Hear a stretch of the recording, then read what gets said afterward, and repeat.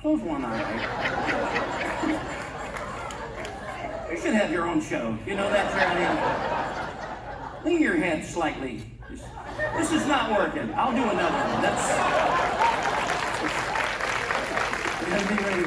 Well, see, you didn't clap till I looked over there. You know, this is crazy, but I actually saw a guy do this one time, Charlie. He took the ends of the rope, you see the ends of the rope, put them in his pocket. Now, if the ends of the rope go into my pocket, then the middle of the rope would be in my hand. But if I snap my fingers, then the ends are in my hand, and the middle of the rope is in my pocket. Isn't that neat? Even I don't know how I do that. Now, some magicians say they can tie a knot in a rope and never let go of the ends, but we know that's not true. So I'll do a different one. Make sure I got this on. And this is an interesting story because when I was about 9 years old, we had a neighbor that came to our house, did a rope trick, and as soon as I saw that, Charlie, I knew I wanted to be a magician. So I'm going to try to do that for you tonight. It's been a long time if I can remember it. But remember, he wrapped the rope around the neck, tied a knot in it, and pulled. You see how it tightens up like that? Pulled, went right through the neck and still had a knot in it. I'm going to try that for you right now. My neighbor did that. He's dead. But it looks like that if you do it right. Isn't that wild? It's just sore throat, I'll tell you that. Yeah. Now I'll show you one more, because people ask me this, Charlie. They say, how in the world could a magician take a solid ring, hang it from a solid rope? It is solid, we were kidding about it, but it is solid. They say, how could you hang that from a solid rope and pull and have the ring come up the rope and right off? And I'll show you how that works. If you go to a magic shop, you're going to find, if you'll check it out, it actually has a secret place in the ring that makes it work. See if you can find it. It's a little opening, and if you know where it is, you don't see it. I'll show you. It's right there. It's an opening. Yeah, it's in the center. Let me get it closer where you can see it. It's in that center part. I feel bad about doing that. I'm going to give you another chance, okay? I'll say, where's the opening? And you do that, and then you're all done. Are you ready? All right, where's the opening? That's wrong. It goes that way. Try it again, Charlie. I know. Wait, let me turn it. Yeah, now do it. That's right. Thank you for helping me, Charlie. Thank you. You can have a seat. Okay. And not too soon. Okay. Yeah, we'll get somebody that can help you. Maybe a couple of people. You know, we really do thank all of you for coming out tonight because we know you got stuff to do. So we got you a little prize. If you'll go by any bank anywhere in the Knoxville area, tell them you came to our show tonight. Everybody gets a free pen just for being here, and it's our way of saying thank you. You'll see these on the counter when you go in. These are for you. You're going to have to give them a little tug.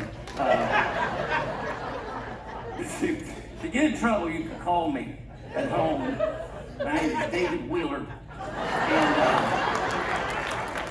And anytime, day or night, you know, I was looking. Oh, there it is. I was looking for this little trick. This is a TV magic trick. I'll do this first, and I'll show you how to do it. Because it's really nice to know how to do a little trick. It's a television magic trick. Did anybody see me on TV? Nobody. I was on a national TV show last year called Cops. You might not recognize me from the show because I wasn't wearing a shirt. But this is similar to what you would see David Copperhead performing on television. The black silk and the magic wand. I give my hand to tap. I say the magic word I learned in church as a child. Bingo. And as I do that, we were Episcopal. As I do that, the silk changes magically into an egg. Is that neat or what? Thank you very much. Thank you. Now, I'm going to show you how to do this because maybe you're going to a little party, a little get-together, you want to be the magician. That's probably just me. Yeah, but anyway, this is just a plastic egg. That's all it is. See that? It's a plastic egg. And you got to learn you got to set it up right. I'll show you that in just a second. But the silk will go down in there. And then you'll get surprises from people, which is so much fun to be the magician like that. So you got your plastic egg and your silk, and you need a jacket. You don't actually have to have the jacket, but it's better. You see the pocket I have here? Y'all see that? Look what I did. I sewed a pocket on the inside of my coat. Can you see that? Sewed right in there. Probably going to have to buy the coat. So I sewed that in. But I sneak stuff in there. Nobody knows about that. The little silk here, this is going to go in that pocket. And don't let anybody see the egg, because the trick's over. Like, they'll peek through your fingers and stuff, so you have to hold it like that. Now, the wand you can make out of a dowel rod. I cut this off and painted it so it looks like a magic wand. That goes in the pocket. And then position it in there so you know where it is, because you don't want to be fumbling later. Perfect. Now, let's say you're going to that little party. Hide the egg in your hand. I would say maybe an hour to 2 hours before the event. Where you're ready to go. And when you get to the party, and this is important, you just walk in like this. No, nobody knows you've got an egg. So wait around and look natural. That's important. Keep your thumb up. Eventually somebody will come up to you at the party and they'll say, hey, you look natural. And then they'll say, can you do a trick with an egg? That's when you do it. It's got to be a long party because it takes forever to get that question. But you're going to poke it in there and don't let it stick out. Pack it tight. Now watch what happens. Because everybody's going to look at your pocket, right? You're getting the wand. They're looking down here. This is the sneaky part. Twist the whole part to the back like that. Give your hand a little tap, say something stupid. And then, when you produce the egg, hold it up high like this. And the silk changes into an egg. Like that, Don't bring it down. It's like a little acting. And don't turn it wrong either. I actually did that one time. Because if you turn it wrong, it's not. It's like, and the silk changes into an egg. Not that good.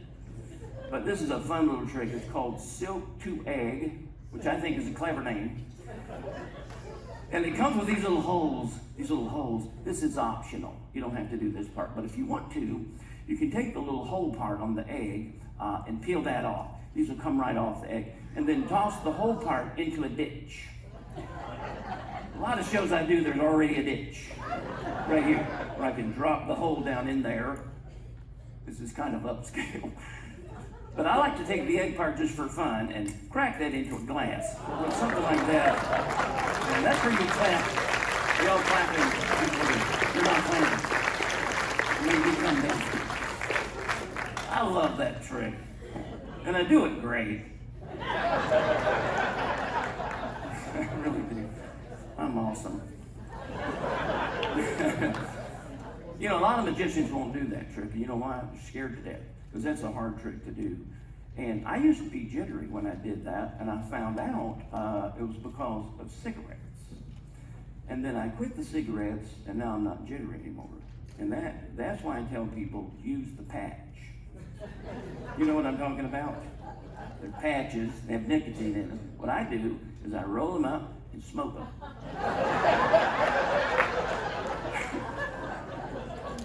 It just calms you down, They're addicted, though. Like 2 boxes a day right now on the patch. I do this trick I'm going to do here in just a minute.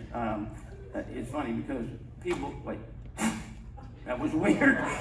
Just forget I did that.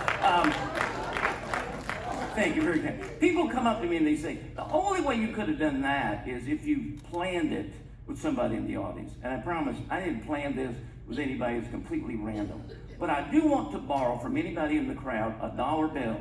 Just a random dollar from anybody, and I'm not making that up. In fact, I'm going to come out here and just see if anybody's got a $1 bill. You have a $1 bill? Okay. Anybody have a dollar? I do not care which dollar it is.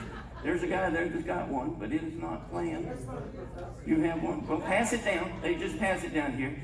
Oh, I haven't got one. Thank you. Y'all act like you're in church.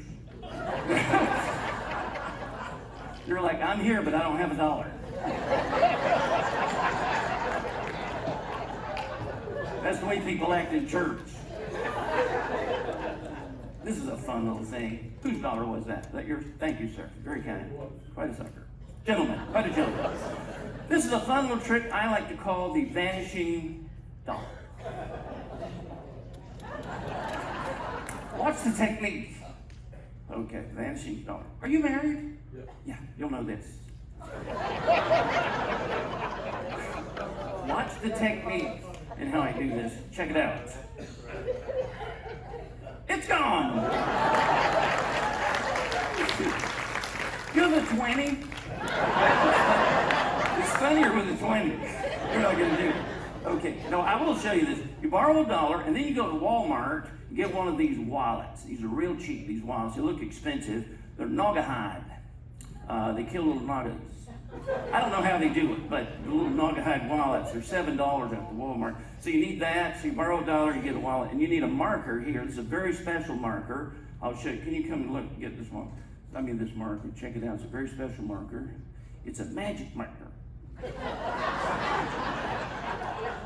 Are you getting any of the jokes at all? I'm doing a lot of jokes. They seem like they're just, you know what I'm saying? I'll get that. Don't cut yourself. It's a Sharpie. Okay. Thank you. So you borrow $1 and you get a wallet and you get a marker and then you need a piece of paper. And I brought foam board just so everybody can see this. And I'm going to come out this way here because I need a smart lady to help me. How you doing? Are you with him? You are?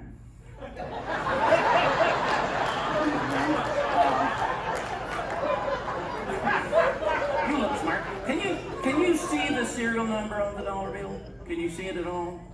You can't really see it. I need somebody that can see things. Can you see the serial number on the dollar? She can see it. By the way, you can get dogs now too that'll help you get around. You know if you need it.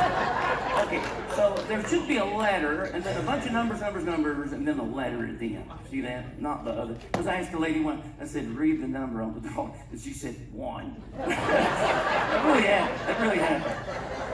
Okay, so when you borrow the dollar bill, you're going to write that serial number down. That's very important so they'll know which dollar it is. So if you'll read the serial number out loud, I'll write it on the board. All right, go. L 9 3 8 7 4 9 2 P. Let me get it right. L 938 7492 P. Is that right? That is it. Okay. So you hold on to the numbers, and I will take the dollar bill. And the guy that loaned it to me, would you mind helping me just a minute? Would you mind come on up here? Let's give him a big round of applause. I do appreciate that.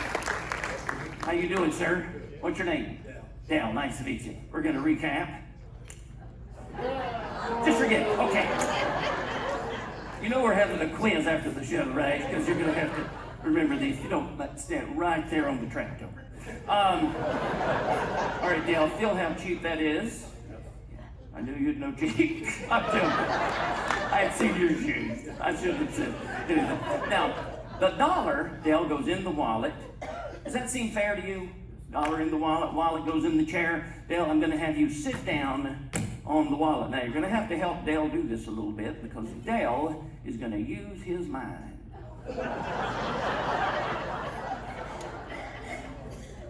Make your own joke here. Now, Dale, I want you to see the dollar in the wallet. Can you see it in there? Work with me, Dale. You know, it's like 45 minutes. Do you see it, the middle image? You see it. Now, I want you to see the dollar just disappear. Did you see it happen? Okay. It's gone. That's called hindsight. Did you get that? That's a long way to go for a joke, isn't it? As you walk all the way up. Now stand up and move over that way. I'm going to show you something, Dale. You are not going to believe this because the dollar is gone. I don't have it. It's not in the chair. It's not under the chair. Show them your hands. It's not in your hands. You didn't stick it in your pocket. Nothing like that. Thanks for helping me. Give Dale a round of applause for coming up and sitting in a chair, which takes no skills. Now, I'm going to show you people something, and you are not going to believe what you're about to see. But the whole time I've been up here doing this little show, there's been on that little stool a film canister. Now, I know a lot of you didn't notice that because it is very small, and I didn't say anything about it. But I do want you to notice that there are no holes in the film canister, no slits, no openings, and nothing. Can you see that? But I was thinking, wouldn't it be neat if the same dollar that I borrowed a moment ago from this gentleman right here was inside that little can? Wouldn't that be neat? I'm going to pop the top on the can, take a look inside, and tell me, is there a dollar inside that little can?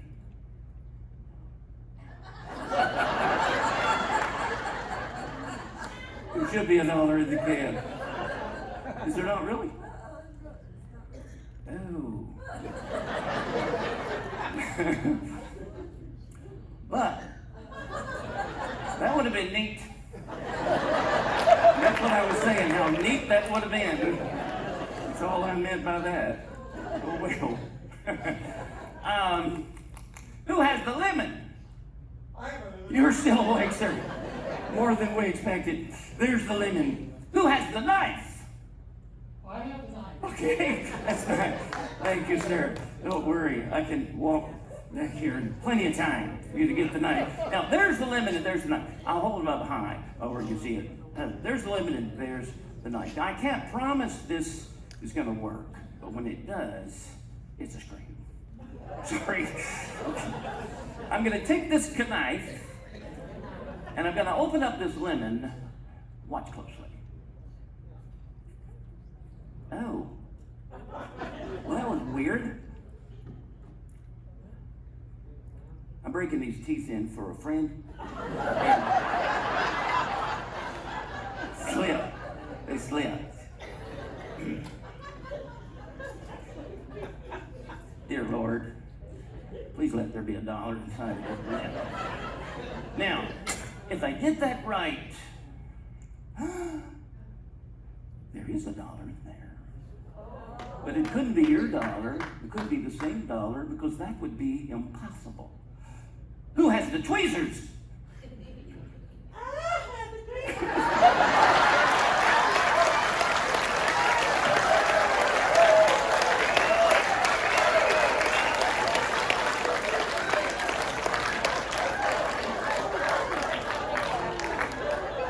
In all my years, I've never seen anything like that. I gotta tell you, I thought you were going to be a disappointment. Man, was I wrong. Would you bring them up here? You did such a great job. Come on around this way. No, just come on up this way. Take your time, but do hurry. That's great. What's your name, sir? Nice to meet you, Jim. I want you to take the tweezers and pull the dollar out of the lemon, okay? Be very careful not to let that dollar bill get out of view, all right? Just keep it in view the whole time. You take the dollar and hand me the tweezers. We'll let that sink in for a moment. You take the dollar and hand me the tweezers. That's great. Now, hold the dollar like...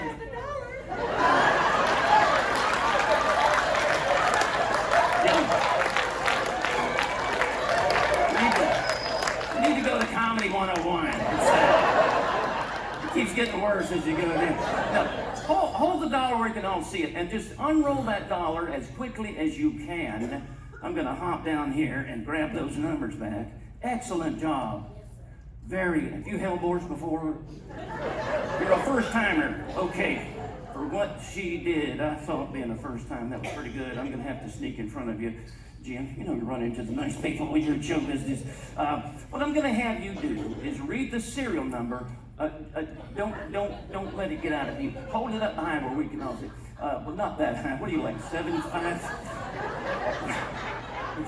What I'm going to have you do, Jim, is read the serial number off the dollar, okay? Don't make up a number, okay? It seems like that would be funny, like doing this joke the second time. But just read it loud where they can hear you back there. You ready? I'm ready. All right, go. L9387492P. Thank you, Jim. I was sure. I did it. Don't make me have to manhandle you. Okay? Like people actually say, thank you, Jim. You did a great job. Great job for Jim.